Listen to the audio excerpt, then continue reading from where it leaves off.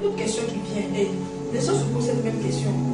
Et ils se demandent, mais si Jésus est Dieu, mais pourquoi dit-il que mon Père est plus grand que moi?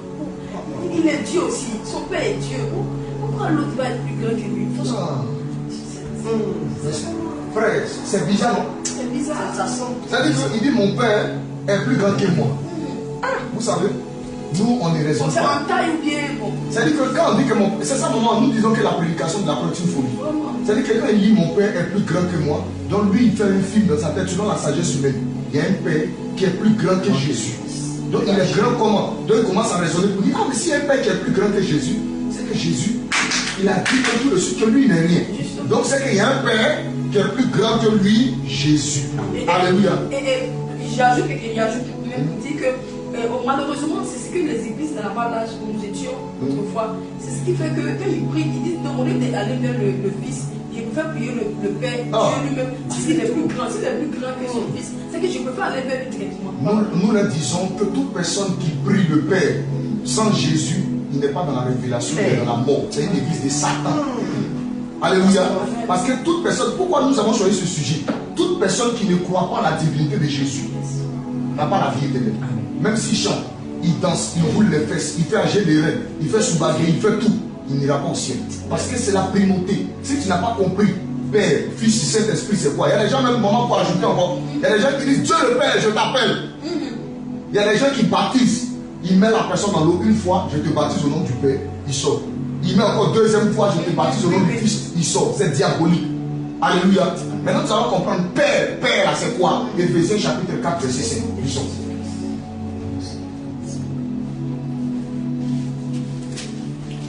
On a tellement noté beaucoup de versets pour vous, mais le temps est court. Sinon, on allait glaner. Éphésiens 4, verset 5. Déjà monté, alléluia. Éphésiens chapitre 4 à partir du verset 5. Oui. Car il y a un seul Seigneur. Maman, écoutez maintenant bien. Car il n'y a qu'un seul Seigneur. Une seule foi. Il y a un seul Seigneur. Il y a un seul Seigneur. Il y a une seule foi. Allons-y. Un seul baptême. Un seul baptême. Un seul Dieu et Père de tous. Il y a un seul Seigneur. Il y a un seul Dieu et Père de tous. Maintenant, regardez maintenant ce qui suit. Qui est au-dessus de tous. On dit il y a un seul Dieu qui est Père de tous. Maintenant, quand il est Père, il est au-dessus de tous. Ça, c'est la position du Père. Père, c'est pas un nom, c'est des positions.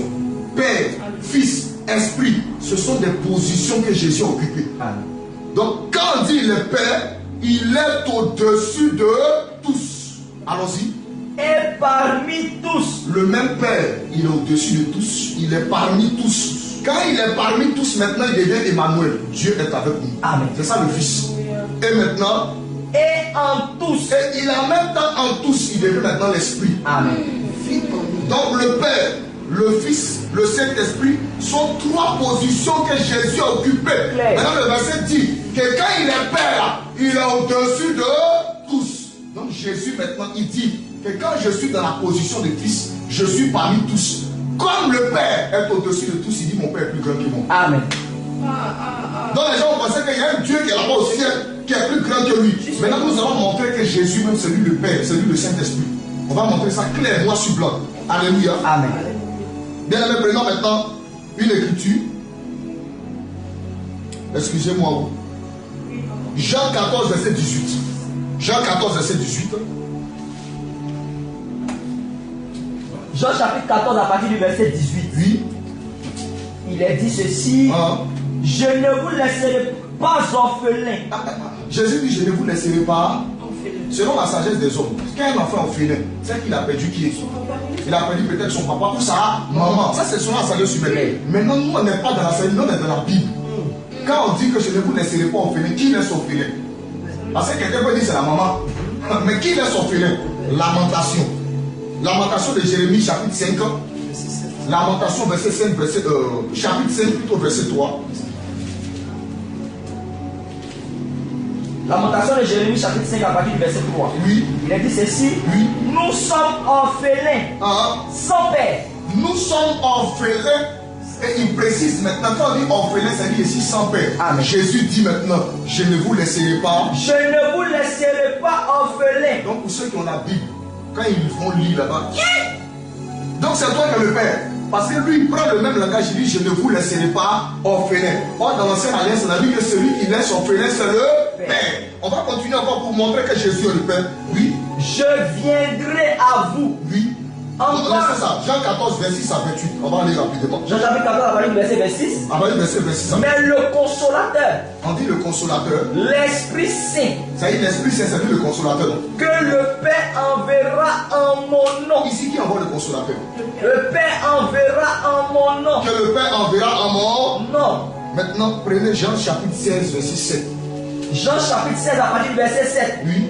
Cependant, je vous dis la vérité. Écoutez maintenant, Jésus dit cependant, je vous dis la vérité. Il est avantageux pour vous. Il vous est avantageux que je m'en aille. Il vous est avantageux que moi je m'en aille. Car si je ne m'en vais pas, parce que si je ne vais pas, le consolateur ne viendra pas vers vous. Le consolateur ne viendra pas vers vous. Mais si je m'en vais, je vous l'enverrai. Le consolateur maintenant ici. Je vous l'enverrai. Et lui dit, je vous l'enverrai.